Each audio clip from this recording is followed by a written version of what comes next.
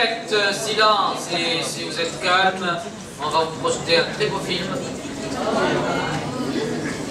Mais c'est à condition de faire silence, bien sûr.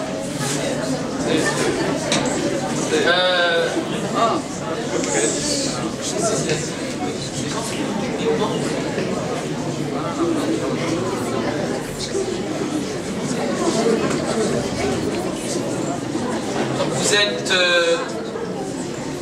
conviés à, comme vous l'avez vu sur le planning de la 3e édition des JVE pour ce dimanche, à une table ronde qui va aborder la problématique des profils inédits de demain sous l'influence ou l'incidence de l'intégration des technologies de l'information et de la communication pour prospecter dans ce domaine et vous donner les éléments à même de vous permettre de déployer une très bonne compréhension du présent et du futur qui vous attendra ou qui est peut-être déjà un présent en cours. Nous avons avec nous M. Benbrahim Zuhail, que certains parmi vous ont déjà eu le plaisir d'écouter lors des tables rondes de l'année dernière et lors d'une table ronde d'hier. M. Brahim Ben Zuhail est un grand ami du groupe Elmilia et il est directeur diversité de notre partenaire, la grande école de commerce INSEC. Bien sûr qu'il y a des représentations au niveau de plusieurs villes, aussi bien en France qu'en Europe. J'ai également le plaisir d'avoir dans ce panel Madame Bosba, qui est professionnelle, qui va vous, dans le domaine effectivement de l'intégration du web, dans le domaine de la communication et dans le domaine de l'enseignement, qui va apporter son regard de professionnel, qui vous donnera une vision concrète de ce qui se passe dans la réalité, de ce que vous pouvez faire dans ces secteurs qui sont aujourd'hui porteurs. Nous avons aussi dans ce panel M. Benourak, que je n'ai pas besoin de présenter, c'est un grand ami et du groupe et des JVE. M. Benourak tout à l'heure vous fera une présentation autour de la réalité aujourd'hui, de cette culture comportementale que nous devons tous, à commencer par vous, mais nous-mêmes aussi, installer si nous voulons bien nous positionner dans l'univers digital. Pour finir, nous avons un grand ami aussi du groupe et quelqu'un qui soutient les JVE depuis le début, M. Slassi. Et M. Slassi est un expert, un grand monsieur. Il n'a jamais refusé d'être là, qui a toujours accepté de venir pour épauler, soutenir, conseiller, orienter les jeunes de ce pays. Nous allons, M. Slassi va commencer par vous faire une présentation de ce que sera l'école de demain, avec des perspectives qui s'ouvrent et des perspectives aussi qui s'ouvrent pour vous dans les années à venir. Je vous laisse regarder la vidéo et je poursuivrai tout à l'heure.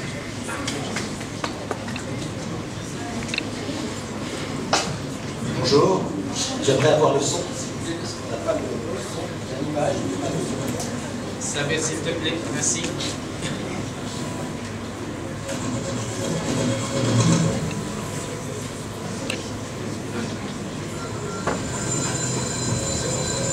Et si demain, l'enseignement devenait un vaste jeu? Défi à la place des leçons, le système de score pour remplacer le bulletin de notes. Tous les ingrédients qui font le succès des jeux vidéo pourraient être à la base de la pédagogie du futur.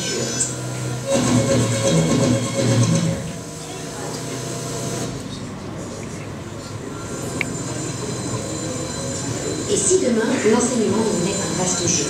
Défi à la place des leçons, le système de score pour remplacer le bulletin de notes. Tous les ingrédients qui font le succès des jeux vidéo pourraient être à la base de la pédagogie du futur. C'est ce qu'on appelle la gamification ou ludification. Petit exercice de prospective. 2020.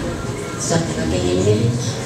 Les écoliers écrivent avec un stylo caméra relié à un ordinateur qui mémorise leur dictée en temps réel. Les énoncés peuvent aussi figurer sur les bureaux équipés de surfaces tactiles. Et je me rappelle que le retard prend un moment de voiture pour surveiller votre concentration. Si le professeur reste le gardien de la qualité de l'enseignement, progressivement, une intelligence artificielle personnalise les cours en fonction du niveau de chaque élève. C'est la désintermédiation de l'éducation. Mais allons encore plus loin. 2030, les mécanismes d'apprentissage sont bouleversés par l'électronique embarquée, les sorties culturelles sont enrichies d'informations contextuelles via un cartable numérique. 2040, l'enseignant incarne plus vos savoirs, hologramme, immersion dans des studios virtuels ou hybrides, lunettes à réalité augmentée. L'apprentissage est une mobilisation permanente et interconnectée permettant à l'élève de s'adapter à un monde protéiforme.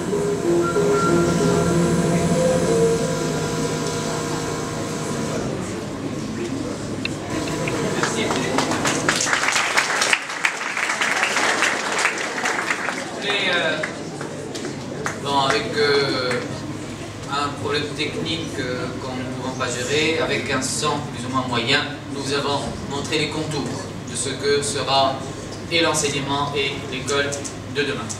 Nous vous invitons ainsi à réfléchir, et ça c'est effectivement ce que nous tentons de provoquer aujourd'hui, à réfléchir sur la manière avec laquelle vous devez vous comporter demain dans cet univers de la technosphère, dans cet univers de l'enseignement affecté par l'intégration des nouvelles technologies, en vous posant des questions. Comment effectivement se comporter dans ce cas? Quelle attitude développer? Quel process suivre? Quelle méthodologie respecter pour optimiser l'usage de ces outils et pour pouvoir augmenter votre puissance et l'expression de votre potentiel. Monsieur Benouarraq va tenter de tracer le cadre général de cette réflexion à travers une présentation qu'il va vous faire tout de suite. Merci, Monsieur Benouarraq. Merci. Bonjour tout le monde. Devrais-je dire salut tout le monde ou bonjour tout le monde? Salut, c'est mieux. Je vais commencer par une question. Quelle est la différence selon vous entre la science et la technologie? Question pour champion. Je vous cherche, c'est bien l'expression de la science. La technologie est l'expression de la science. Parfait. D'autres tentatives, attentats? Allez-y. La technologie fait partie de la science. La technologie fait partie de la science. Pas mal. Alors. La technologie, c'est une science. La technologie est une science d'abord. Moi, je vais vous dire une chose, c'est simple. La science, c'est ce que le père ou la mère enseigne à ses enfants. La technologie, c'est ce que les enfants enseignent à leurs parents. Pas mal, hein? On applaudit quand même.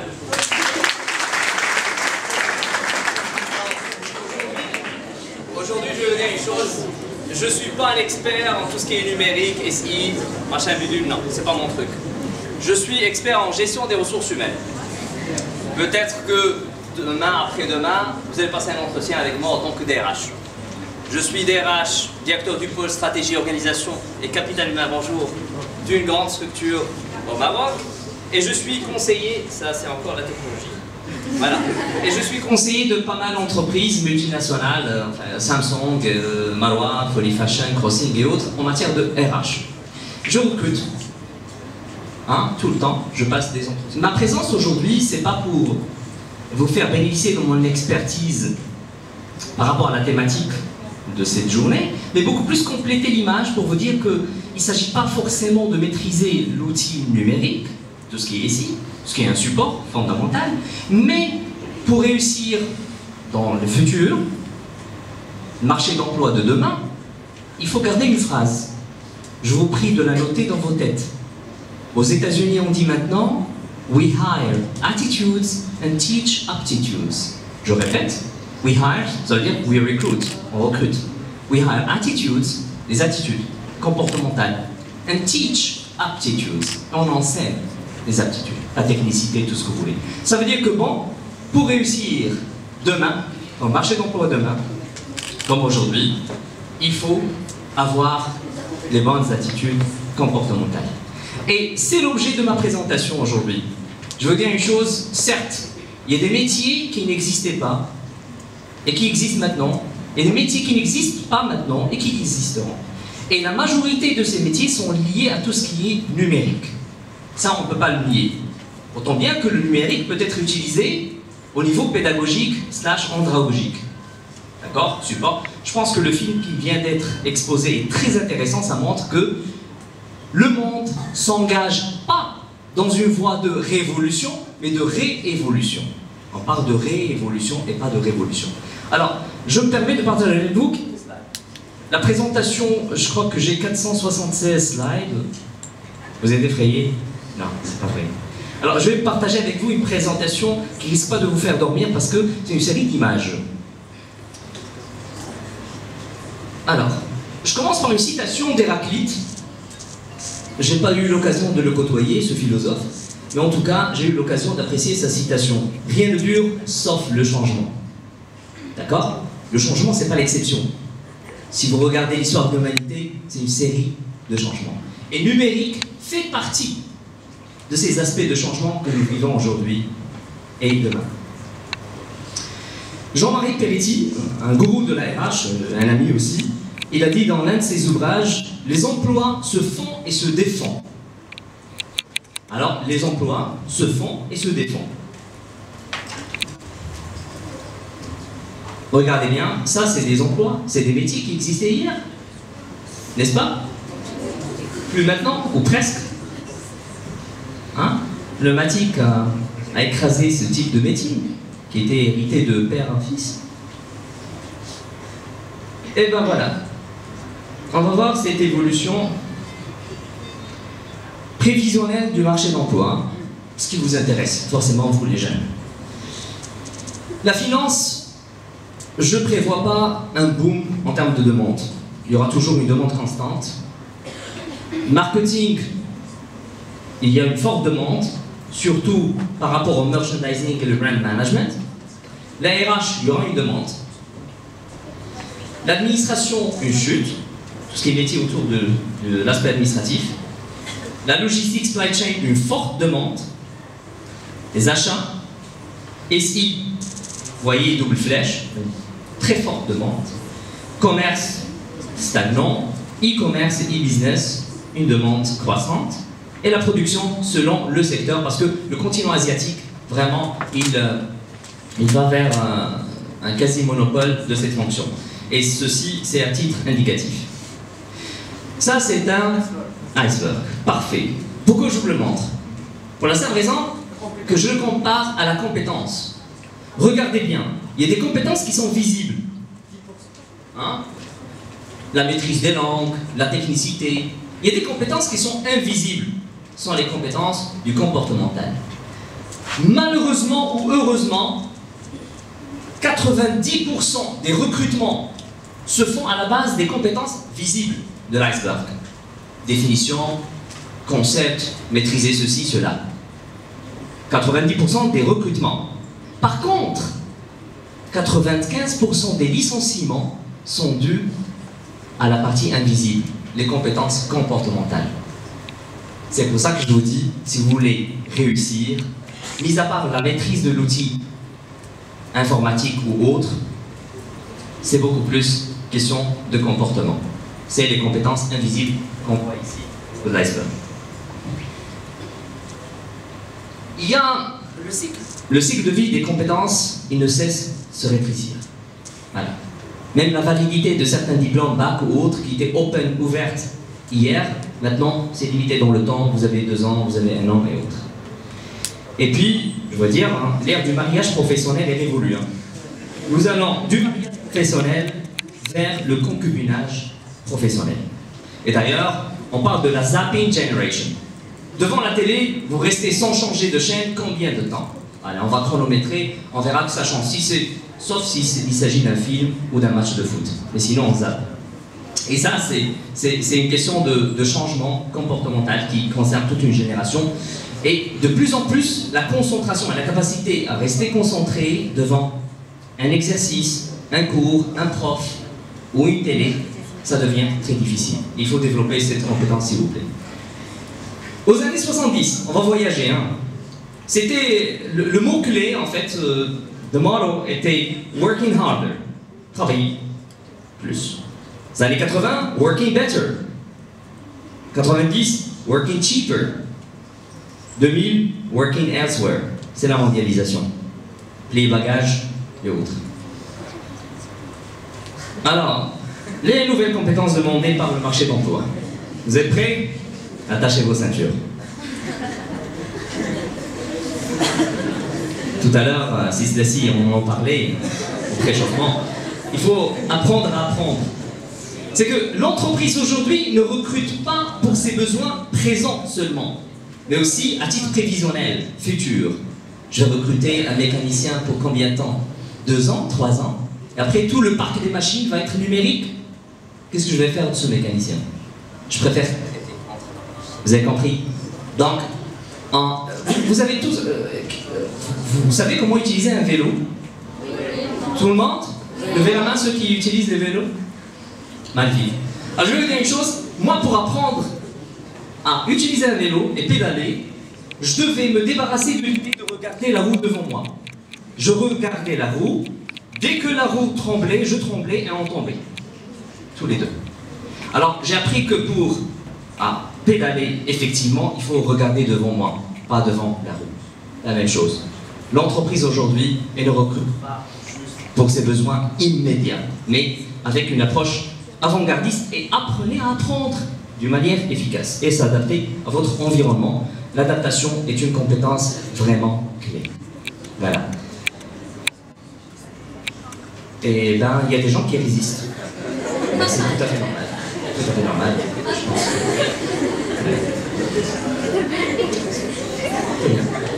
Autre chose, s'il vous plaît, votre réactivité et engagement. Réactivité et engagement, c'est des mots clés. Notez-les bien, s'il vous plaît, dans votre tête, avant de les noter sur vos cartes. Alors, les nouveaux PhD, vous les connaissez, non? C'est quoi un PhD? Allez, question pour champion. C'est quoi? Qu'est-ce que ça veut dire PhD? Voilà, doctorat. Alors, en fait, doctorat PhD, c'est un doctorat, tout simplement. Et c'est quoi? Doctor in Philosophy, Maths, Physics. C'est une appellation parce que la philosophie, c'est la mère des sciences. D'ailleurs, notre modérateur, c'est un philosophe. Voilà. Alors, j'étais dans une conférence en Russie pour les DRH, gestionnaire de ressources humaines. Et puis, il y avait un DRH d'une grande multinationale qui m'a dit We are hiring PhDs. Je dis, mais désolé, vous recrutez des PhD, ils sont overqualified. L'entreprise n'a pas besoin de ces PhD. L'entreprise a besoin des Bac plus 2, Bac plus 3, Bac plus 4, et puis qui sont formés, formatés au moule culturel de l'entreprise. Il m'a dit non, non, non. Il m'a répondu par une gifle. Métaphorique, bien sûr. Il m'a dit the PhDs you are talking about are not the PhDs I'm referring to. PhD for us is poor, hungry, driven. Voilà. Voilà ce qu'à l'échelle mondiale, qu'ils sont en train de chercher. Peut-être que vous maîtrisez bien tableau Excel, tableau croisé dynamique, oui, mais c'est pas suffisant. Le plus important, c'est ces attitudes. En fait, cette envie de bosser sans arrêt. D'ailleurs, un ministre en Inde, il a dit « Travailler 50 heures par semaine est considéré comme un travail à mi-temps ». C'est en Inde, je précise. L'efficacité n'est plus suffisante. Maintenant, on cherche l'efficience. De plus en plus, vous allez devoir gérer la complexité, la mâcher, la digérer et la simplifier. Gérer l'incertitude. C'est fini l'ère des CDI. CDI, c'est contrat à durée indéterminée. Non, non, on est tous en CDD. Réellement. Contrat à durée déterminée. Déterminé par les résultats de vos missions. Les missions qui vous sont assignées. Et puis, je veux dire une chose. Une compétence corollaire à tout ça, c'est apprenez à gérer le stress. D'accord? Gérer le stress. Ça, c'est un extrait de mon album personnel. J'avais les yeux bridés quand j'étais petit, donc vous allez imaginer. Absolument. Dans les années 70, on parlait de la sieste. Il faut se reposer, la journée mondiale de la sieste. Aujourd'hui, après on commençait à parler de la gestion du temps. Après on a réalisé, vous êtes malade ou quoi? Le temps on n'a que 24 heures, comment on va le gérer? On gère les priorités. Gestion des priorités, allez les tables rondes. Et après on a commencé à nous rendre à l'évidence. gérer le stress. Et maintenant, on parle de gestion de crise. Voilà, vous voyez un peu l'évolution des choses, mesdames et messieurs. Voilà votre zone de confort demain. Vous voyez comme quoi je suis optimiste? Et compétent n'est pas synonyme, c'est pas un synonyme. Là, il faut distinguer entre compétent et compétitif. Et ce qui compte le plus, c'est d'être compétitif. Voilà. Le leadership, il faut être meneur. Je pense que le Bilia est loin de jeter des fleurs. Le Bilia se distingue par son système d'éducation. Peut-être que vous ne le voyez pas, parce que vous êtes in, vous respirez l'oxygène. Se distingue de par sa qualité d'éducation normalement sur le savoir-être, le leadership, la prise d'initiative, la rencontre avec des leaders d'opinion. Et c'est ça ce qui fera de vous des leaders demain. On applaudit le Bilia, non? C'est un bon marketeur, non? L'innovation. L'innovation est le think outside the box. Sortez du paradigme. Hein? Ça, c'est méga important. Et tout à l'heure, on parlait avec Sislasi, on s'entend parfaitement, ainsi qu'avec les autres experts ici présents. Et je vais vous dire une chose. Le modèle ancien de l'éducation doit être revu. On parlait du taylorisme, des box. Je pense que ça, c'est dépassé. D'accord? Et même au niveau de l'entreprise, il y a une reprise de la classe. Regardez bien la comparaison, n'est-ce pas? Il faut décloisonner. Sortez du box. Et c'est ça, la base de l'innovation et de la créativité. Esprit créatif, n'est-ce pas? Si vous rentrez à l'entreprise et vous faites du bénévolisme sans questionner l'existant, vous allez être malin. Esprit de challenge. Si ma femme m'attrape, elle va me tuer. Et puis, je vais vous dire une chose. Je suis l'aîné à la famille, et je veux dire, travailler en équipe ou bien en équipe. Le choix, c'est entre équipe au singulier ou bien au pluriel. Sincèrement. Et j'ai appris que la vraie vertu n'est pas celle de dépasser les autres, mais de se dépasser soi-même. Mon père a fait de moi un Doberman. Depuis mon enfance, primaire, tu es le premier à la classe? Oui, je suis le premier. Qui t'a dépassé? D'un demi-point. Slide. Remettons en cause. Et après, qu'est-ce que j'ai fait? J'ai vécu un calvaire jusqu'à mon doctorat. Et quand je l'ai obtenu, je l'ai mis dans un tiroir. Et j'ai réalisé que c'est pas ça le plus important. D'accord? Multilinguisme, on en a parlé, n'est-ce pas? Ah. L'anglais n'est pas une langue, c'est une porte. C'est une porte. Elle ouvre des horizons. D'accord? C'est un accès, autoroute au savoir. Dernière publication. Qu'il s'agisse du numérique ou pas. Il faut apprendre à prendre une vue d'hélico. Retrait. Prenez du recul. Take a helicopter view. C'est important. Quand vous ne prenez pas du recul vis-à-vis de vous-même et de ce que vous faites, vous allez perdre énormément de choses. C'est pour ça qu'on vous dit, au sein de l'entreprise, il faut faire le zoom in et le zoom out. Zoom in, zoom out. Cette double vision, elle est méga importante. Et puis, j'aime bien ça. Je veux dire, think global, act local. Regardez bien. Dépenser des pas stratégiques. The problem with rat race, le problème avec la course des rats, is that even when you win, you are still a rat. D'accord? Changez d'angle de vision.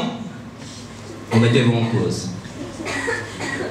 Et puis, je termine avec ceci. L'opportunité est en nous, non seulement au niveau du marché d'emploi. C'est là où il faut la chercher. Merci.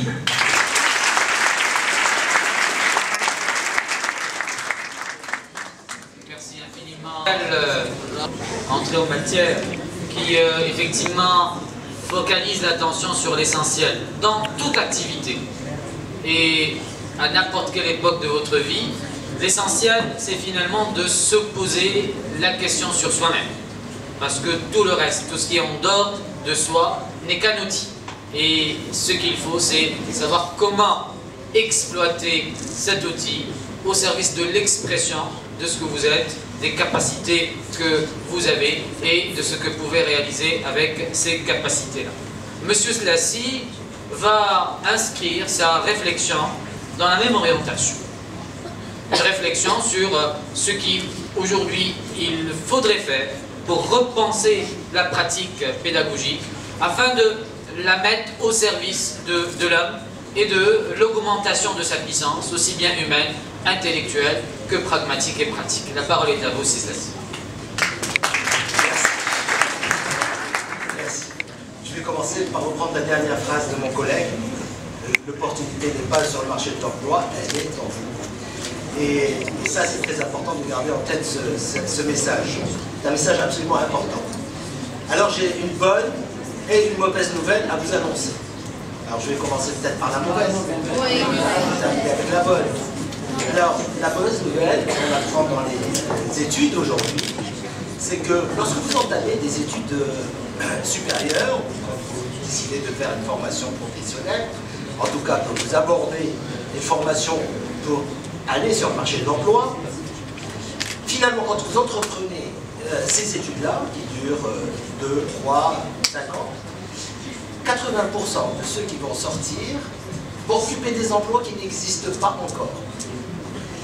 C'est quand même à s'interroger et se dire, mais finalement, pourquoi on nous forme? Je reprends tout plus tard.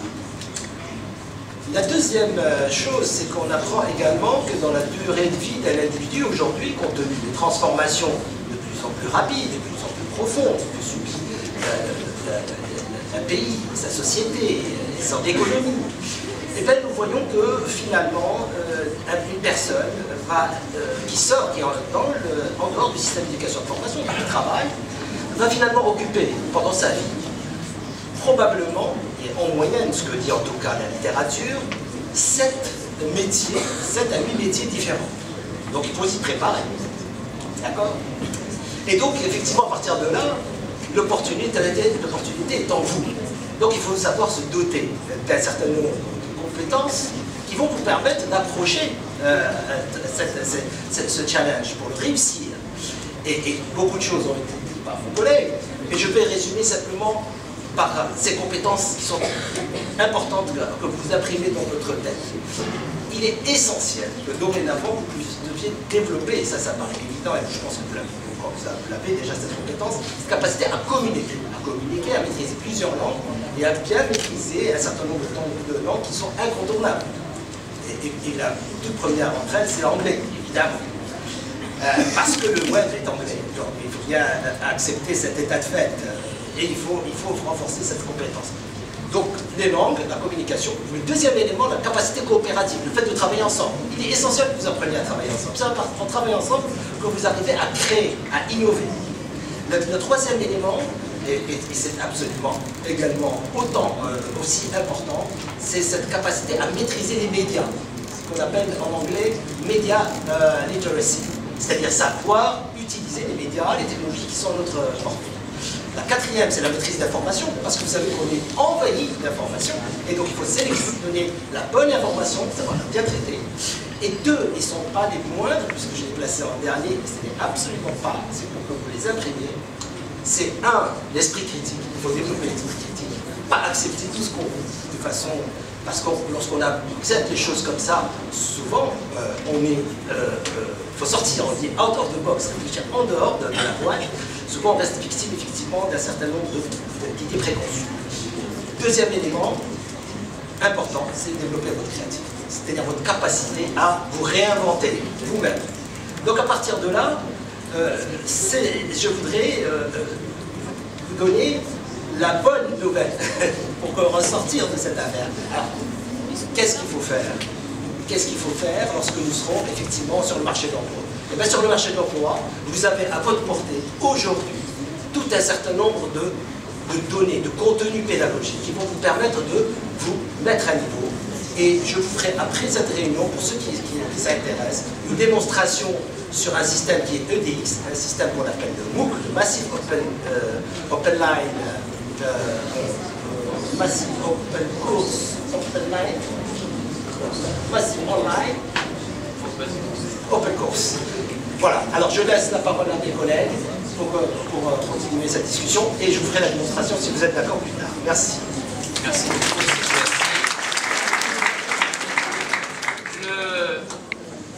Le débat a cerné la problématique dans effectivement sa dimension à la fois informative, philosophique. Monsieur Slassi a souligné l'aspect aussi de la nécessité de repenser les comportements pédagogiques.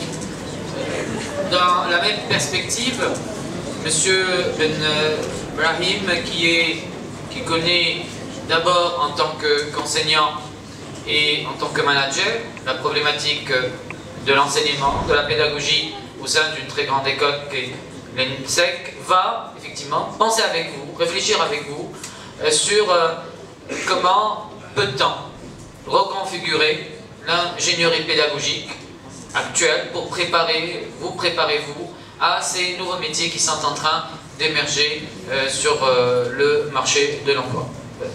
La parole est à toi. Merci. Oui, effectivement, nous sommes dans le système éducatif à une charnière importante. Le sujet de la table ronde, ce sont les profils de demain. Peut-on parler de profils de demain? Ou s'agit-il simplement de profils d'aujourd'hui qu'il faut repenser avec les enjeux de demain? La question se pose, mais elle n'est pas si importante que ça. Ce qui est important, c'est, de manière pratique, comment on va vous préparer, comment vous allez vous préparer à ces évolutions. Je reprends effectivement une idée très importante qui a été soulignée et que je partage de manière permanente avec mes étudiants, c'est le fait que nous, notre génération, nous avons connu des gens qui nous ont dit effectivement on rentre dans une entreprise pour faire carrière et en général on en sort de deux manières, soit parce qu'on est à la retraite, soit parce qu'on est décédé. Donc cette réalité-là, elle n'est plus notre réalité d'aujourd'hui et on peut avancer effectivement que 3 fois, 4 fois, 5 fois, 6 fois, 7 fois dans votre vie active, vous allez changer si ce n'est de métier, au moins d'entreprise, de contexte, d'environnement professionnel. Et une petite remarque à très court terme, c'est qu'il faut de ce fait même dédramatiser le premier choix d'orientation que vous devez faire. C'est une question très importante, vous êtes là pour ça. Hein, c'est JVE, c'est avant tout un forum d'information et d'orientation, mais cette orientation pose un problème, un stress. Il faut gérer le stress avant de gérer la crise, ou d'avoir à gérer la crise. Mais ce stress, il faut le diminuer parce que quel que soit le choix que vous allez faire aujourd'hui, c'est le produit d'une réflexion et d'une opportunité que vous sentez en vous, que vous sentez dans l'environnement. Il faut la prendre et il faut à un moment arrêter d'hésiter et y aller en vous disant de toute façon, au bout de 3 ans, 4 ans, 5 ans, je vais changer de métier. Et aujourd'hui, ce qui me permet de faire le lien avec notre thématique de cette édition 2014 des JVE, aujourd'hui le numérique, les moyens technologiques, les moyens que la science appliquée nous permet d'utiliser facilitent cette démarche. Pourquoi? Parce que nous ne sommes plus dans l'ère de l'enseignement univoque. Nous ne sommes plus dans l'ère où il y a un professeur qui sait et un élève qui ne sait pas. Il n'y a pas le maître et stop. Non, ce n'est plus le cas. Aujourd'hui, je l'expérimente moi-même avec amusement depuis des années, quand je fais un cours, même à des niveaux Master 2, il y a des étudiants, on ne peut pas dire tous, qui en permanence vérifient ce que je dis. Comment? Ils ont un iPhone, un iPad, un ordinateur, ils ont tout ça. Et pendant que je parle, ils vérifient que ce que je raconte est vrai. Ils peuvent éventuellement me dire « Non, monsieur, c'est pas tout à fait ça. Vous avez oublié une virgule, ou c'est pas la bonne date. » Pourquoi? Mais parce que le savoir, tel qu'on le transmettait auparavant, de manière unidirectionnelle, du prof qui sait vers l'apprenant qui ne sait pas, ce savoir, il est de manière extrêmement démultipliée, disponible d'un bout de clic. Bon. Donc, il faut repenser l'enseignement et il faut le concevoir différemment. Il faut le concevoir dans le sens d'une interactivité. Il faut le concevoir dans le sens d'une inversion justement du processus initial qui consiste à faire passer le savoir du maître vers l'apprenant. Construire des choses ensemble, apprendre dans l'action. Donc aujourd'hui il y a des méthodes et des moyens. Je ne parle pas des MOOC parce que nous n'avons pas encore au sein du groupe INSEC développé ce type de choses et je pense d'ailleurs que nous avons une proposition au niveau mondial qui est d'une qualité extrême et nous n'allons pas essayer de faire une version réchauffée de ce que fait Harvard ou Stanford ou d'autres. On reconnaît très volontiers leur supériorité dans ce domaine et nous utilisons malgré tout des outils collaboratifs qui sont tout aussi intéressants. Nous sommes en train de développer un campus numérique. Comme l'a dit M. Zeid tout à l'heure, l'INSEC est un groupe multicampus qui est non seulement sur la France mais également sur l'Europe, mais également au-delà de l'Europe, puisque nous avons des campus notamment aux États-Unis, Chicago, cette année bientôt San Francisco, Shanghai aussi. Donc tout ça va être interrelié. Bien sûr, il y a un intranet pédagogique qui permet aux étudiants, aux profs d'échanger toutes sortes de matériel pédagogique. Le campus numérique ira plus loin en permettant d'avoir des sessions un peu plus interactives. Nous avons aussi des professeurs qui sont en train de développer des plateformes. Mais plus important que ça encore, nous avons déjà développé avant même tout ça des méthodes d'apprentissage qui mettent en jeu des outils interactifs, ce que nous appelons par exemple les Serious Games, en collaboration avec des entreprises, comme par exemple, je vais vous en citer un, avec le groupe Renault en France. Nous avons un jeu d'entreprise, un jeu de simulation, qui sur des sessions de 3 jours vont mettre en jeu l'ensemble d'une promotion de la Business School. Et ces étudiants de la promotion sont organisés en équipe. On a souligné tout à l'heure dans la présentation l'importance de travailler en équipe, que ce soit au singulier ou au pluriel. Eh bien, ce type d'expérience est décliné dans beaucoup d'expérimentations comme celle dont je suis en train de vous parler. Pour revenir à l'exemple, ces équipes d'étudiants d'une dizaine sont organisées en entreprises virtuelles, ce sont tous des concessionnaires Renault, des succursales, et ils ont pour objectif de développer leur activité et de développer tous les aspects de leur activité. La production, alors là, en l'occurrence, il n'y en a pas puisque nous sommes dans du service, nous sommes dans du commerce, mais la vente, la relation client, les RH, le management d'équipe, la finance avec gestion de trésorerie, gestion du haut de bilan, etc. Tout ça est pratiqué pendant 3 jours de manière intensive et bien sûr tout est ouvert, y compris la nuit. C'est-à-dire que nous ne donnons pas de limite aux étudiants. Si vous voulez travailler 24 heures sur 24, vous pouvez. Le jeu ne commence pas à 8 heures du matin pour s'arrêter à 6 heures, il est en continu sur 3 jours. Ça rapproche plus de la réalité et on apprend aux étudiants à maîtriser un certain nombre de compétences sans que le prof soit là à délivrer son cours de manière magistrale. On parlait tout à l'heure comme étape ultime aujourd'hui dans le comportement de la gestion de crise. Alors, la gestion de crise est un des outils et des programmes pédagogiques de l'INSEC. Sur chacun des sites de l'INSEC, nous organisons une nuit de la crise.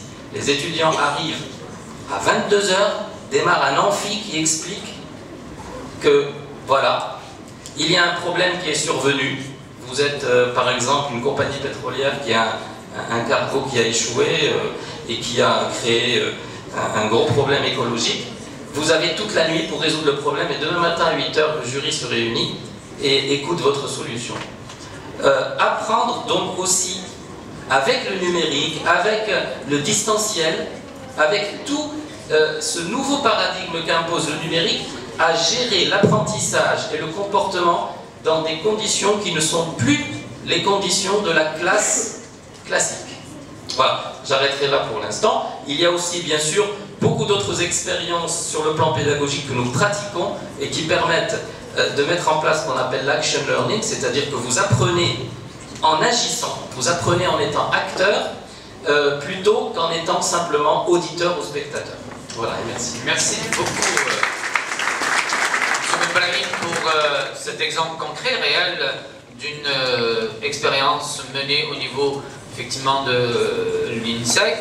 Je voudrais dans le même cas, c'est-à-dire de l'illustration, par l'exemple, interpeller Madame Sana Bousbahi en sa qualité de digital manager qui va vous parler de ce qu'elle fait réellement, de ce qui s'offre à vous aussi dans la réalité du terrain aujourd'hui, dans le domaine de la connectivité, dans le domaine du web, en vous donnant comme exemple certains métiers auxquels peut-être vous ne pensez pas essentiellement, outre bien sûr les métiers associés au web, des métiers tels que le marketing digital, la communication, etc. La parole est à vous, Madame Bousbahi, merci beaucoup. Merci. Bonjour à tous. Moi, je voulais rebondir à ce que disait M. Slassi tout à l'heure, quand il a dit que dans 5 ans, vous allez probablement exercer des métiers qui n'existent pas aujourd'hui. Ben, c'était mon cas. Au départ, je voulais faire après mon bac une école de commerce, donc j'ai intégré une école de commerce. J'ai travaillé pendant 1 an dans le marketing opérationnel. Je voulais à tout prix devenir chef de produit. J'ai fait mon Master 2 d'ailleurs à l'INSEC Paris. J'ai fait mon stage de fin d'études pour être chef de produit. Et puis j'ai atterri comme par hasard dans une start-up parisienne qui créait du contenu pour la messagerie instantanée. Donc à l'époque c'était MSN Messenger. C'est là où je suis tombée un peu dans la marmite du web et j'étais loin de croire que j'allais travailler dans le web en général, au commercial, au design graphique, etc.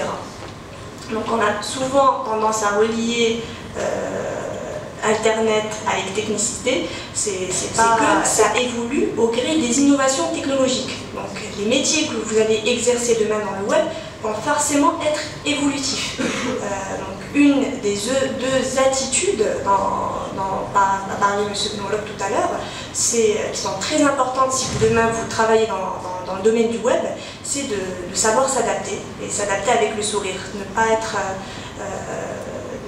pas se restreindre, vraiment s'adapter, parce que si vous ne vous adaptez pas, c'est comme, on va dire, les adultes aujourd'hui, ils sont dépassés.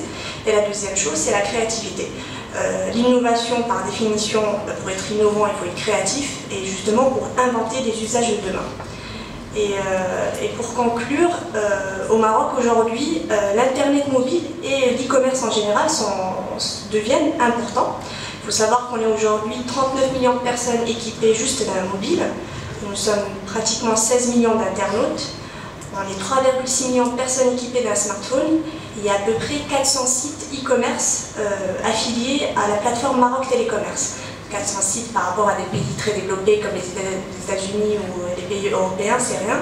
Mais en fait, on est en croissance. Ces chiffres ne seront plus vrais dans 6 mois ni dans 1 an. Donc toute cette connectivité, la bonne nouvelle, c'est qu'elle va créer des opportunités d'embauche, que ce soit alors, principalement bien sûr dans tout ce qui est développement web et web marketing, mais également pour les compétences liées au marketing, au commercial, au design graphique, à la création de contenu.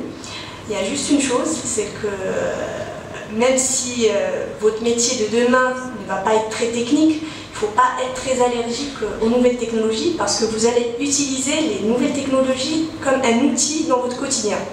Donc il faut aimer un minimum, être passionné par les nouvelles technologies.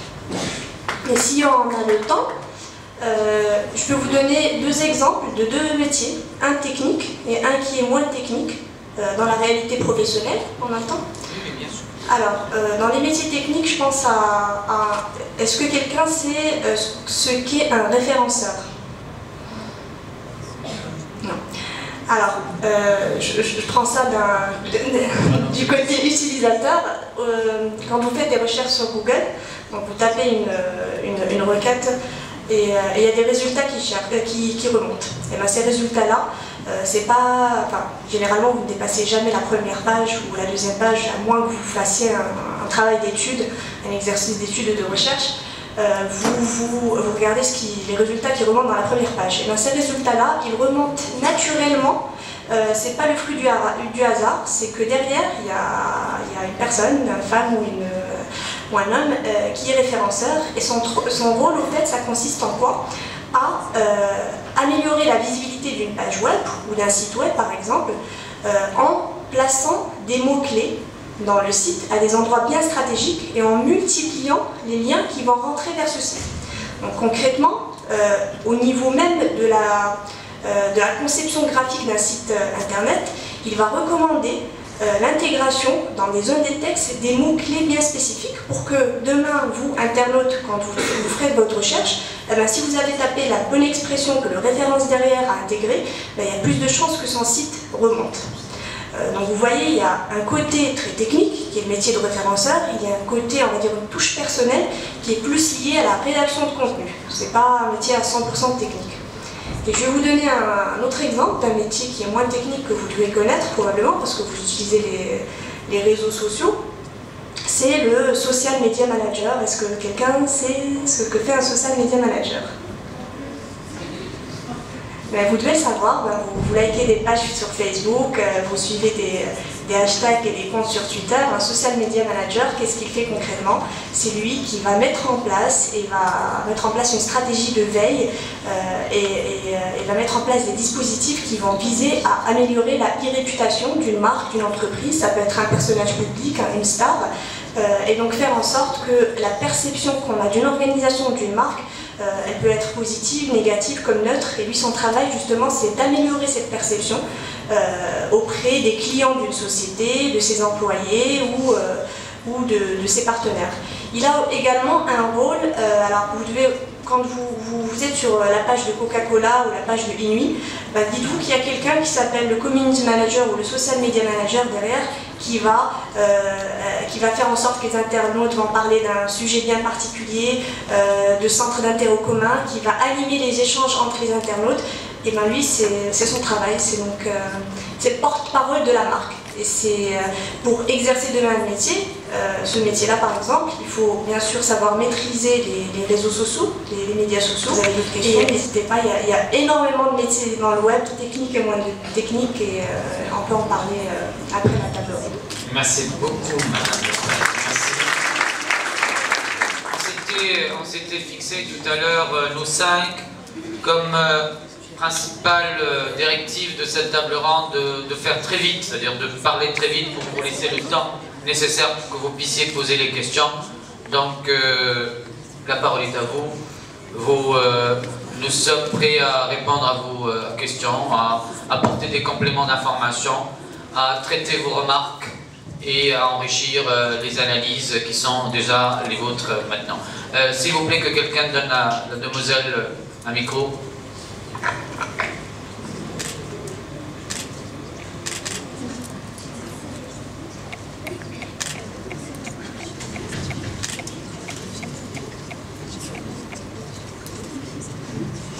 Bonjour.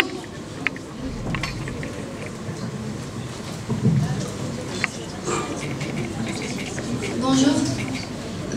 Aujourd'hui, on trouve que la nouvelle économie génère bien la nouvelle éducation et elle a son rôle de créer de nouveaux métiers et solliciter des profils inexistants sur le marché actuel.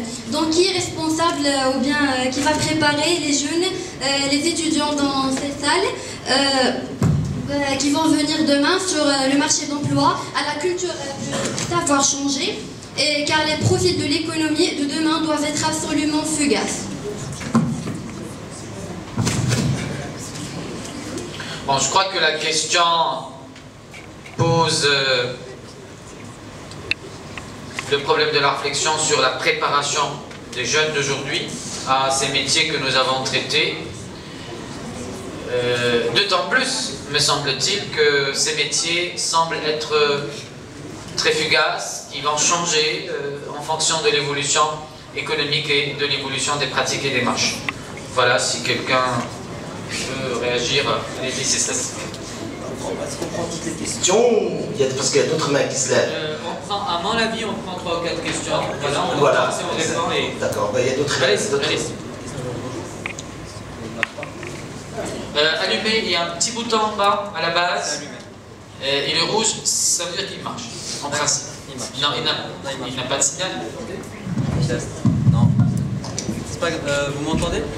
Non. Test. Ça marche. Bonjour, alors je vous remercie pour votre présence, pour avoir fait le trajet pour venir jusqu'ici. Je vous remercie pour la conférence et pour la qualité de cela. Alors, je suis exposant et par la même occasion étudiant à l'ISCAE. Je voudrais savoir par rapport au métier que vous nous avez montré, ou plutôt les disciplines, marketing, finance, comme quoi ça croît ou ça décroît ou ça stagne. Alors par exemple, moi je voudrais, je ne sais pas encore ce que je vais faire, ce sera soit la finance ou le marketing. La finance elle stagne, mais pourtant j'aime bien. Mais ce que je voudrais faire plus tard, c'est entreprendre. Donc je me vois pas faire une formation logistique alors qu'elle croît énormément, alors que moi ce que je veux faire n'est pas en accord avec cela. Donc je voudrais avoir plus de détails par rapport à ça. Merci. D'autres questions? Bonjour.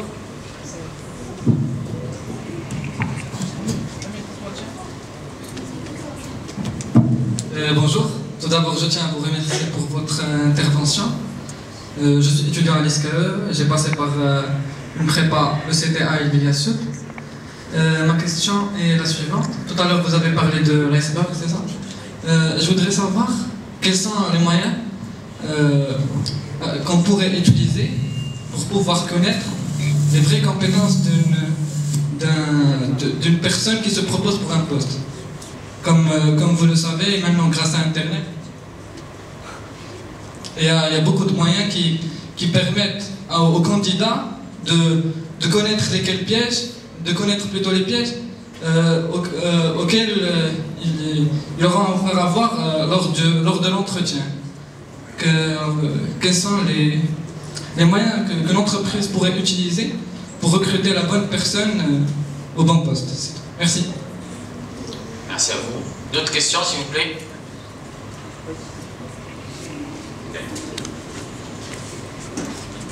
Bonjour, je vous remercie pour cette conférence. Bon, je suis étudiant de branche Sciences Maths B. Je suis passé pour plusieurs formations ce qui concerne le développement personnel. Je suis un coach de PNL et de communication et leadership. Plus de ça, j'ai déjà créé 2 entreprises. Bon, je sais pas, est-ce que je vais être un ingénieur ou bien un coach de développement ou bien aussi un directeur d'une entreprise, président, directeur d'entreprise. Bon, je veux la solution pour mon cas. Merci. Merci beaucoup. Il y a une question ici, s'il vous plaît. La demoiselle demande depuis tout à l'heure la parole. Merci beaucoup. Je vous remercie pour votre présence. Je suis en terminale d'économie. Je voudrais savoir si les études de finance islamique ou finance participative existent dans les universités marocaines. Merci. Nous avons, merci beaucoup mademoiselle, nous avons 5 questions. Je crois qu'il serait beaucoup plus raisonnable de répondre à ces 5-là. Et puis on va voir si... Donc, si vous voulez que je les rappelle rapidement. Oui. Donc la première question porte sur les formations et elle focalise l'attention sur comment effectivement se former aujourd'hui à des métiers qui ne cessent de changer. La deuxième, excusez-moi, la deuxième c'est il faut se spécialiser maintenant quand on est au sein d'une très grande école comme l'ISCAE, il faut se spécialiser sur des créneaux. Mais moi en tant qu'étudiant, j'ai une passion, j'aime un métier, mais c'est pas forcément le plus porteur sur le marché. Devrais-je suivre ma passion ou plutôt avoir un esprit pragmatique et m'orienter vers les métiers qui rapportent? La troisième porte effectivement sur le e-recrutement et qu'est-ce qu'il faut faire pour avoir une bonne identité numérique aujourd'hui sur le net et comment faire pour se protéger pour que les entreprises ne me piègent pas finalement à travers ce recrutement digital. Il y a le jeune homme qui demande une solution pour son cas et une recette pour qu'il puisse devenir président-directeur général. Je salue sa motivation, son ambition. On va réfléchir à votre proposition. Et bien sûr, la question de mademoiselle portait sur est-ce qu'il y a aujourd'hui au Maroc la possibilité de mener des études sur les finances ou la finance participative solidaire islamique. Voilà. Allez-y, monsieur Stas. Merci. Toutes ces questions sont extrêmement intéressantes. Et franchement, je ne sais pas par laquelle je vais commencer. Celle de devenir directeur général d'une entreprise me paraît, pour moi, qui m'intéresse le plus en fait, malgré effectivement son originalité. Mais je répondrai également à celle de mademoiselle qui a expliqué comment se préparer finalement pour ces emplois qui n'existent pas. Ça c'est vraiment effectivement l'angoisse face effectivement au changement qui est permanent et comment on va pouvoir s'y préparer. Alors, disons que lorsqu'on intervient, lorsqu'on veut construire son avenir, comme a dit Steve Jobs, que vous connaissez tous, feu ancien patron de Apple, il faut être porteur d'un rêve.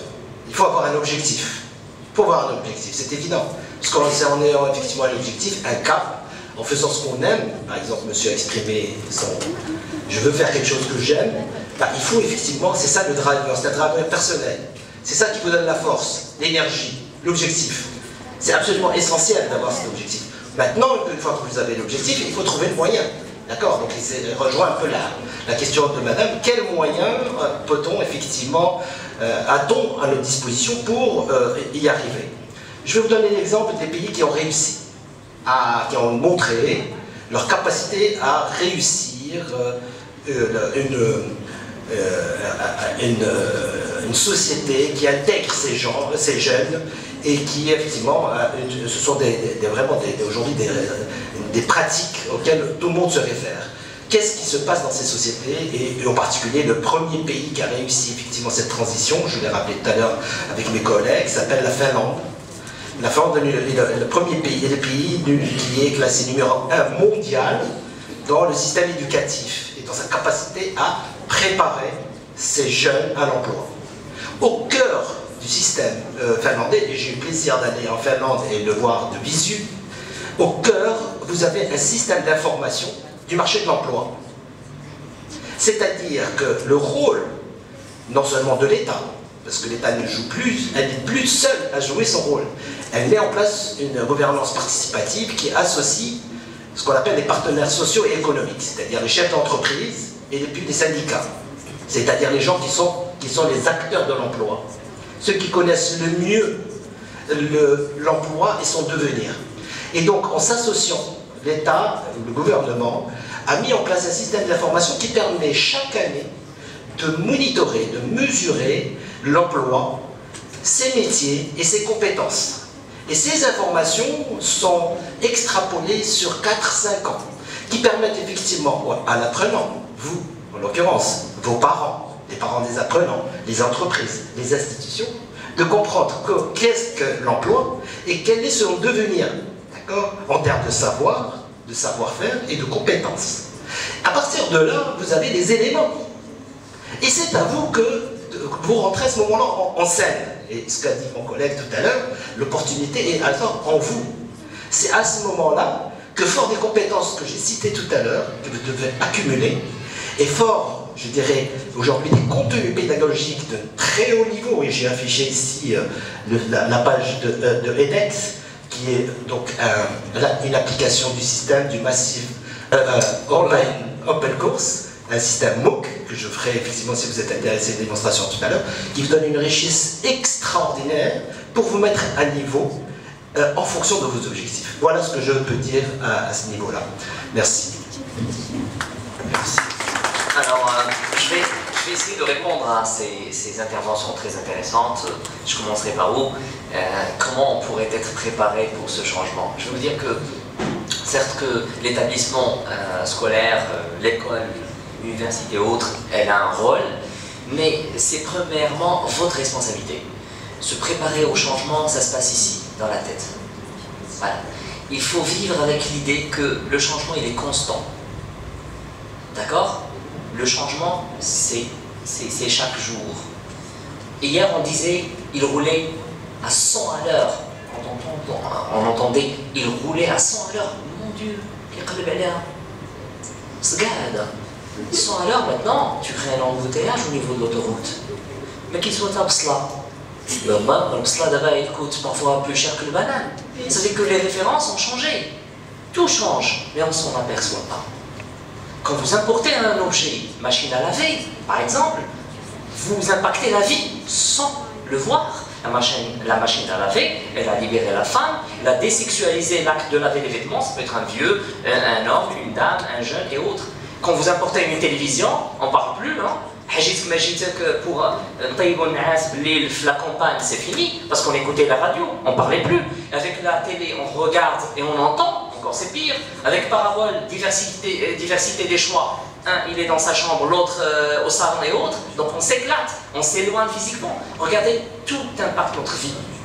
Et parfois, on n'est pas conscient. Pardon.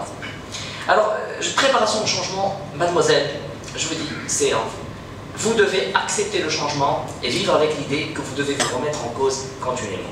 Maintenant, il ne faut pas paniquer. Vous l'avez si bien dit, Sylvain Barry. Même nous, on ne savait pas qu'il y allait avoir des métiers tels que le brand management, community management, etc. Ça n'existait pas. Ce qu'il faut savoir, c'est du common sense. Un bon sens, un regard analytique. D'accord? Il faut analyser, il faut distinguer entre l'esprit critique et l'esprit de critique. Il faut avoir un esprit critique, mais pas un esprit de critique. Je passe directement à la deuxième question. Choix, finance, marketing, pour l'étudiant à l'ISCA. Je vais dire une chose. Quand j'ai dit la finance, c'est en flèche, comme ça, horizontale, c'est pas une stagnation. Ça veut dire que la demande continuera à exister, mais pas avec un boom. Il ne faut pas s'attendre à un miracle. Aujourd'hui, on a besoin de 100 000 financiers, demain 200 000. Ça veut dire que le besoin il sera constant, mais pas forcément stagnant. Maintenant, si j'étais vous, je ferais le choix de mon cœur. Parce que quand demain vous allez travailler dans ce métier, vous n'allez pas compter les heures. Vous allez apprécier ce que vous faites. Je connais quelqu'un qui a fait de la finance. Et la personne, elle doute de tout. C'est sa nature. Moussos, comme on dit. C'est un calvaire. Il revoit les chèques, il revoit les états. Le zéro, c'est un 6 ou bien un 8. La personne, si elle avait fait un test d'orientation et qui allait révéler ses doutes, c'est sa nature. Moi, je ne recommanderais pas de faire de la finance. Il y a des personnes qui sont créatives, qui innovent. Ben, il y a des domaines. Il y a le marketing, il y a la communication publicitaire, il y a pas mal de choses. Ça veut dire, faites ce que vous aimez, parce que quand vous allez travailler dans votre bureau 10 heures, 12 heures s'il le faut, vous allez être dans une partie de plaisir et pas de torture. Et je vous dis, l'avenir n'est pas dans les métiers et les évolutions des fonctions, il est en vous. Si vous aimez, vous allez creuser votre voie, quelle que soit l'issue de cette fonction. Et après, vous allez introduire les adaptations qui s'imposent. Autre question, les entreprises, comment elles vont déceler ces compétences en moi, quelles sont les techniques, les outils, je vais vous dire, c'est simple, il y a les tests psychotechniques. Avant, on faisait la graphologie. La graphologie, c'est, on va à partir de votre écriture, comment vous allez écrire le L, le F, est-ce qu'il est large, étroit, mail limen, mail lesson, sous la ligne, en dessous. Bref, tout ça, c'était la graphologie. Les tests psychotechniques sont beaucoup plus précis. Vous avez le MBTI, vous avez le PAPI, PAPI+, etc., test de Hogan. Je peux, en offline, avec Madame Endel aussi, si vous voulez bien, organiser un atelier pour vous, pour les étudiants d'Ilbiliard, pour vous introduire à ces techniques de tests psychotechniques. Je le ferai avec grand plaisir, sauf que je vais vous dire une chose, les tests psychotechniques, il ne faut pas dire que je dois cocher A ou B ou C, parce que ça dépend du métier. Je vous donne un exemple clair. On vous dit, est-ce que vous aimez aller à la plage ou à la montagne? On associe la plage, par exemple, c'est une question que, pour vous, c'est une question de choix. Mais la plage, il y a beaucoup de monde, donc on aime être sociable.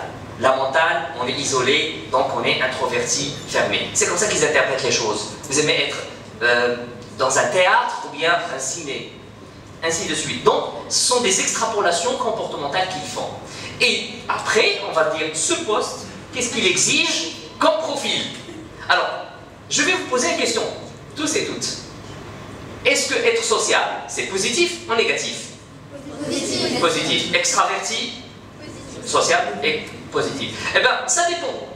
S'il s'agit d'un métier de commercial, oui. S'il s'agit d'un auditeur, non. C'est la mauvaise réponse, parce qu'on veut qu'un auditeur soit introverti, parce qu'il ne partage pas, il n'y a pas de risque de fuite d'informations. Donc, ça dépendra du métier. Financier, c'est pas le même profil que marketeur et autres.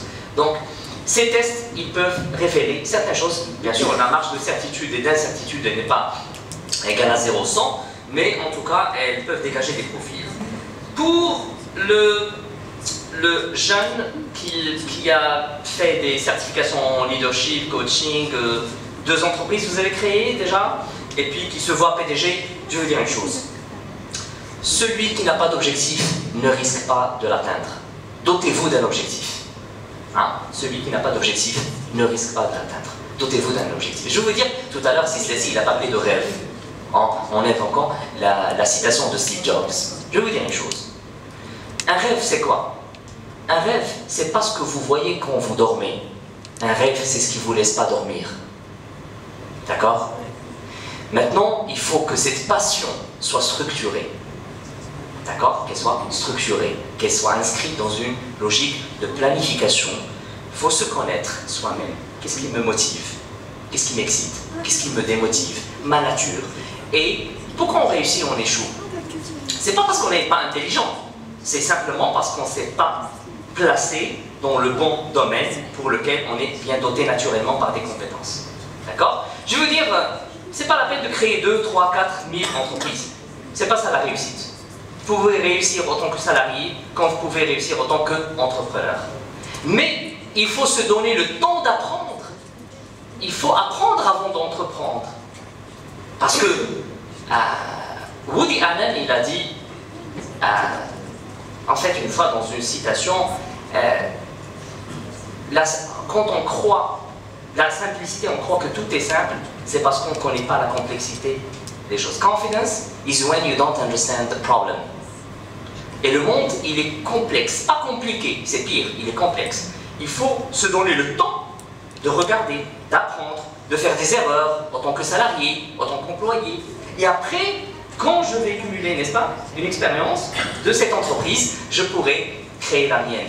Et je termine par rapport à ça, s'il vous plaît. Il y avait quelqu'un qui m'a dit, très sage, hein, il m'a dit qu'il avait un neveu qui est rentré de France, qui a fait médecine, spécialité, il rentre au Maroc, très ambitieux, d'une grande famille. Il lui dit, je veux s'il te plaît intégrer la vie politique. Je pense que j'ai beaucoup de choses à donner au pays et que je veux devenir ministre, hein, pourquoi pas, de santé. Cette personne qui me raconte l'anecdote, qu'est-ce qu'il lui répond? Il lui dit, bah, écoutez, c'est légitime, mais il ne s'agit pas d'être médecin ou patient, il s'agit d'être patient.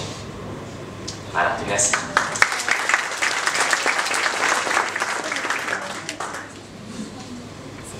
Je ne sais pas si vous avez envie... Monsieur Danodoka, je pense à apporter beaucoup d'éléments de réponse par rapport à chacune des questions. J'ai pas de précision, sauf que par rapport à comment se former, en général, moi, l'expérience que je peux partager, c'est que dans le web particulièrement, au Maroc, à part quelques modules, je pense dans quelques écoles, il n'y a pas de cours spécialisés dans le numérique. Donc il faut apprendre par soi-même, il faut aller chercher, il faut être curieux et surtout, comme tout le monde l'a dit aujourd'hui, l'opportunité est en vous. Si vous ne savez pas chercher par vous-même, être curieux, demander aux professionnels que vous avez l'occasion de rencontrer, saisir chaque opportunité pour vous former et apprendre, vous n'avancerez pas. Donc c'est à vous de jouer. Vous pourrez prendre une autre question s'il y a d'autres questions. Monsieur, on n'a pas répondu à ma question. Oui, sur la finance. Est-ce qu'il y a... Bon, je ne sais pas s'il n'y a pas de réponse. Moi, je pourrais le faire. Moi, je voudrais simplement apporter une précision à ce que j'ai dit tout à l'heure, parce que je n'ai pas complété, parce que j'ai évoqué le sujet de la Finlande, je voulais dire ce qu'on fait au Maroc. Pardon. J'ai oublié de préciser que ce qui est fait en Finlande est actuellement en train d'être mis en œuvre au Maroc.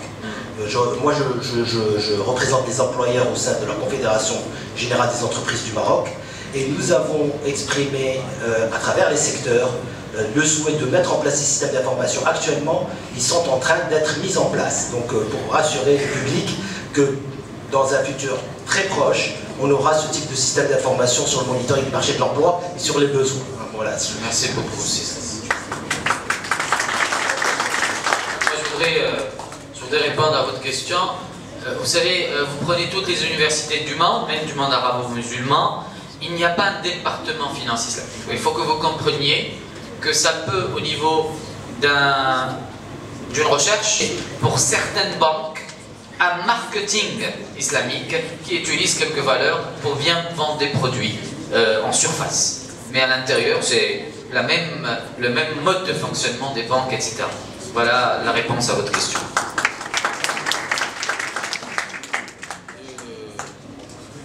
Je vous remercie.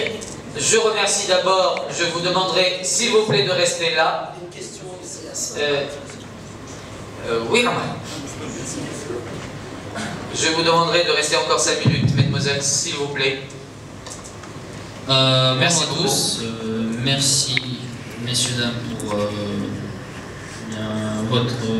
pour la table ronde, en fait.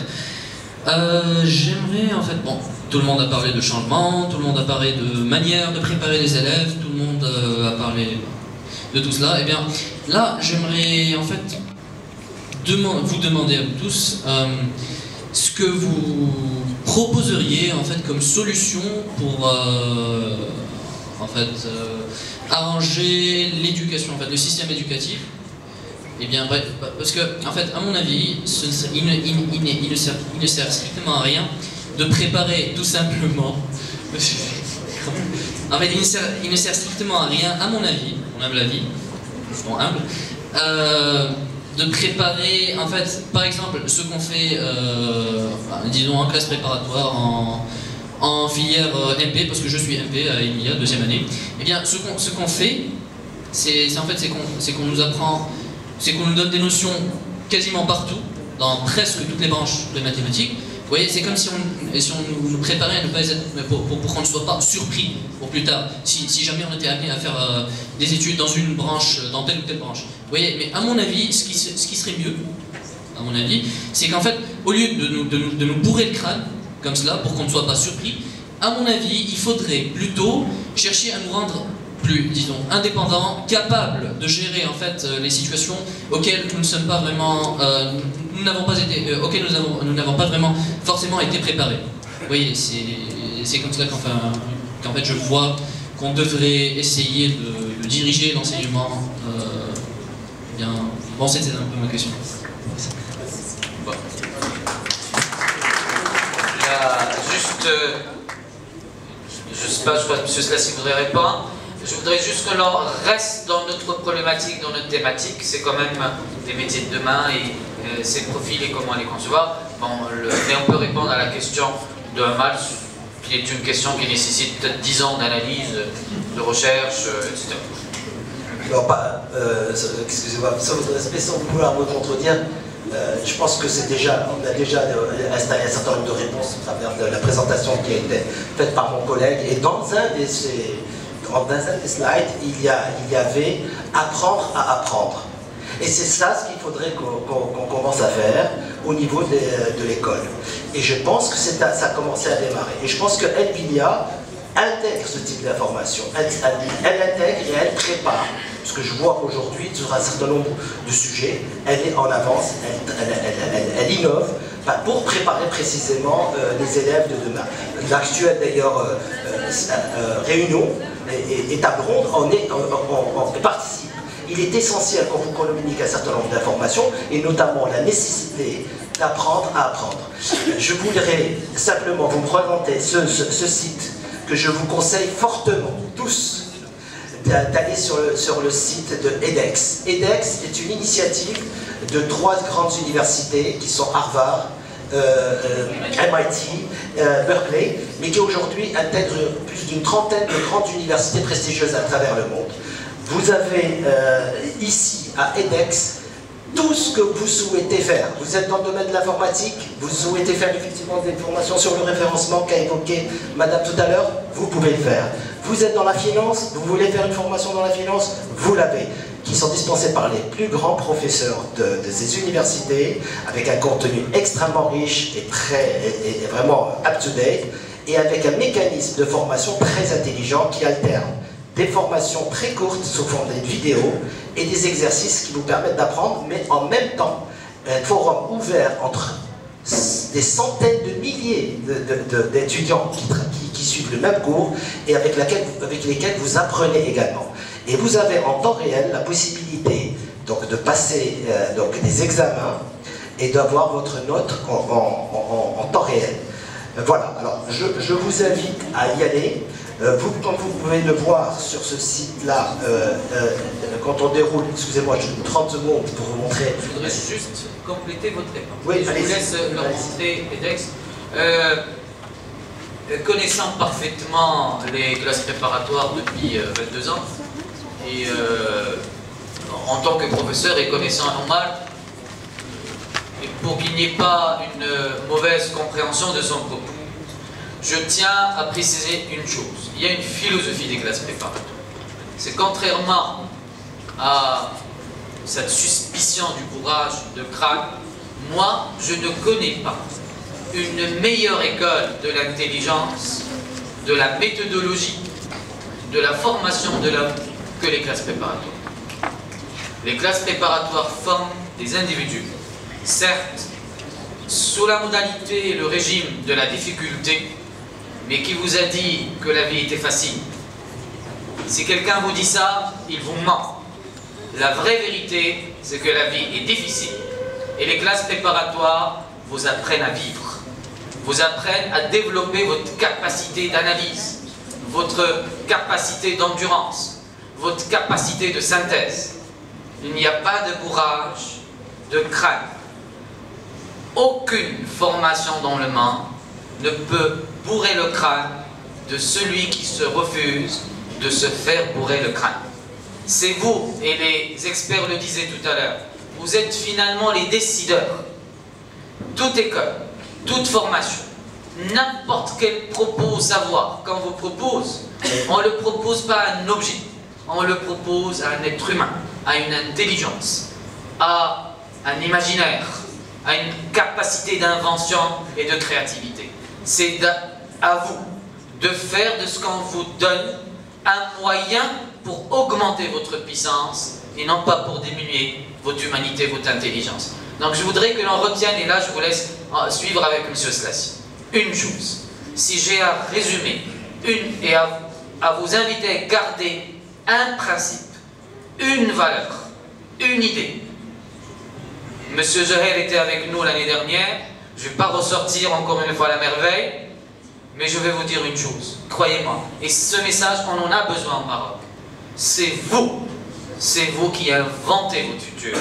C'est vous qui inventez l'enseignement duquel vous avez besoin pour être celui et celle que vous désirez être dans quelques années.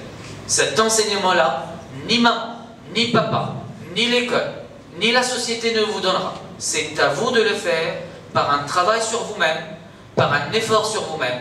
Et cet effort doit vous guider vers une intelligence analytique dans ce qu'on vous offre, pour que vous puissiez de ce corps, à partir de cela, faire en sorte d'exprimer vos qualités, votre personnalité, et progressivement construire chaque pas ce qu'il y a effectivement de meilleur pour vous. Merci, je vous laisse.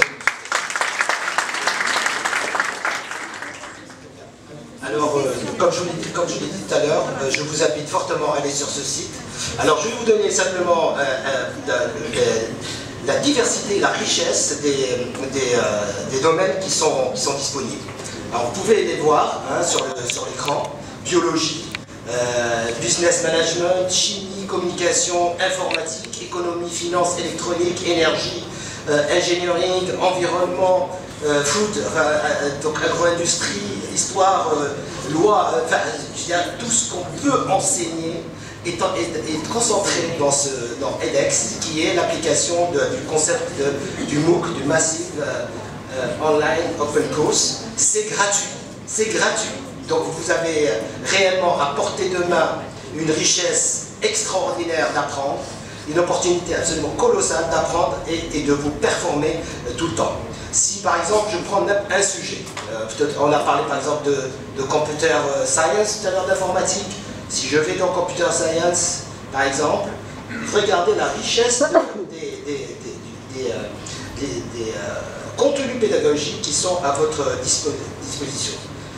Voilà, alors Alors, vous avez, je les laisse dérouler sur l'écran, c'est absolument phénoménal et toutes ces données sont absolument, vous permettent d'être, si vous suivez correctement le cours, d'être vraiment et tout à fait opérationnel pour pouvoir intégrer, ou prétendre à pouvoir intégrer un emploi dans ces domaines-là. Et ce sont des domaines qui sont extrêmement recherchés, donc software as a service, système embarqué, système neuronal, circuit électronique, enfin tout ce que vous pouvez imaginer.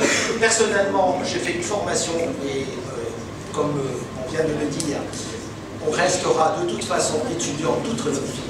Je viens de faire une formation et j'ai 56 ans au Maroc pour une stratégie en matière de développement solaire. Je suis énergéticien de formation. Je me suis reconverti à l'énergie solaire. Je voudrais vous montrer le cours que j'ai suivi. Comme ça, ce n'est vraiment très tangible ce que je vous montre. Vous pouvez dès ce soir vous connecter, vous inscrire et suivre le cours. C'est quelque chose qui est opérationnel à votre disposition et c'est gratuit. Alors, si je viens sur le cours que j'ai suivi, je vais vous donner simplement 2 ou 3 petites présentations de la façon dont ça fonctionne. Alors, vous voyez ici, vous avez déjà un calendrier. Quand vous êtes inscrit, vous avez un calendrier qui vous donne en fait les semaines de formation. Semaine 1, semaine 2, et puis également les examens. Alors, ce sont des examens qui se font en ligne. C'est extrêmement simple, c'est du QCM. Donc et si vous avez suivi votre cours et que vous avez fait les exercices qui suivent le cours, parce que les cours, c'est des cours de plusieurs leçons, chaque leçon c'est 10 minutes. Et vous avez juste quelques exercices d'application et vous êtes noté sur place. Si vous suivez vos cours et que vous suivez vos exercices, en général vous réussissez votre examen sans aucune difficulté. Donc vous avez les dates d'examen et les dates vous avez les assignments, les devoirs que vous devez faire. Et en fin de course, vous avez effectivement, à la fin, obtenu un résultat que vous pouvez voir, qui est en temps réel, qui vous donne la progression de ce que vous réalisez. Par exemple, ici, étudiant ici, voilà, alors je suis fier de ma note, j'ai eu 92%, mais vous voyez, j'ai pu suivre en temps réel la formation qui m'a conduit effectivement à obtenir la certification. Alors comment ça se passe sur les cours? Alors sur les cours, vous voyez, donc vous avez ici par exemple, c'est décliné en 8 semaines, et vous avez par exemple, là je prends par exemple la semaine 8.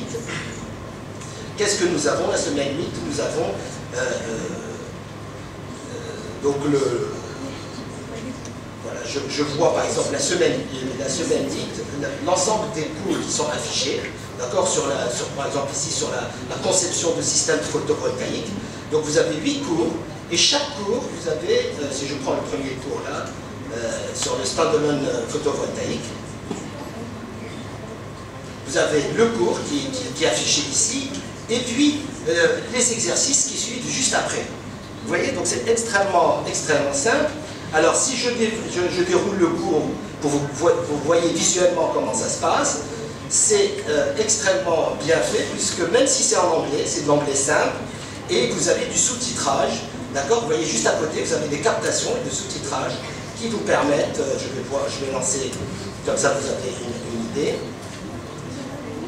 On doit c'est la cible. Oui. À 17h parce qu'il y a une autre activité. Très bien. Donc voilà, je vais arrêter là. Merci et je beaucoup, vous invite à y aller et à suivre les cours. Et c'est là la bonne nouvelle que j'avais à vous annoncer, c'est que vous avez une richesse colossale à votre disposition pour vous mettre à jour et conduire votre vie.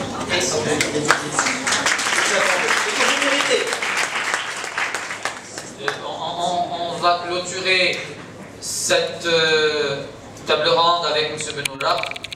Une phrase. Je veux dire, au risque de contredire M. Snessi, ce qui n'est pas le cas, je veux dire que la formation n'est jamais gratuite. L'accès à la formation peut être gratuit, mais il y a toujours un investissement. Celui de votre temps, de votre énergie, de votre volonté et de votre rigueur. Je veux vous dire une chose, on peut donner du savoir à quelqu'un qui a de l'envie. mais on ne peut pas forcément donner de l'envie à quelqu'un qui sait. C'est là où il y a la différence entre réussir et échouer. Merci encore. Merci. En votre nom, je remercie M. Ben Brahim, Mme Bosbaï, M. Ben Warraq et M. Slassi pour leur présence et leur éclairage. Merci, à très bientôt. Il est 17h de devant, nous avons une autre activité. Merci beaucoup.